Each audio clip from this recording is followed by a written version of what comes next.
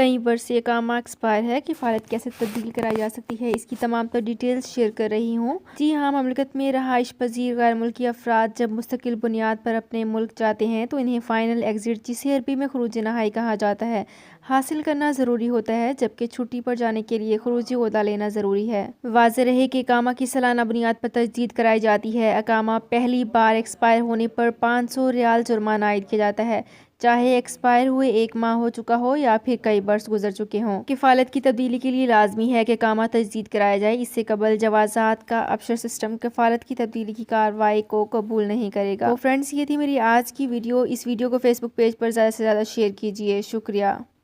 سعودی عرب میں مقیم غیر ملکیوں کے لیے بہت بڑی خوشخبری آ گئی ہے۔ اب کوئی بھی شخص جو اپنے ملک جانا چاہتا ہے اور اس کا اقامہ ایکسپائر ہو یا اقامہ ویلڈ ہو، شرکہ بند ہو، مسسہ بند ہو یا کفیل چھٹی نہ لگا رہا ہو یا کوئی بھی مسئلہ ہو، تو آپ ہمارے ساتھ رابطہ کریں۔ ہم انشاءاللہ آپ کو 3 دن کے اندر اندر ایمبیسی کے ذریعے آپ کا خروج لگا کر آپ کو آپ کے ملک واپس بھیج دیں گے۔ کوئی بھی انڈین، پاکستانی، نیپالین، بنگلہ دیشی، سری لنکن یا کسی بھی ملک کا ہو، وہ آسانی سے بغیر کسی پریشانی کے اپنے ملک واپس جا سکتا ہے۔ جی ہاں، اسکرین پر آپ کے سامنے جو نمبر شو ہو رہا ہے، اس پر آپ کانٹیکٹ کریں۔ انشاءاللہ 3 دن کے اندر اندر آپ کو آپ کے ملک واپس بھیج دیا جائے گا۔ مطلوب کیس والے رابطہ نہ کریں۔ شکریہ۔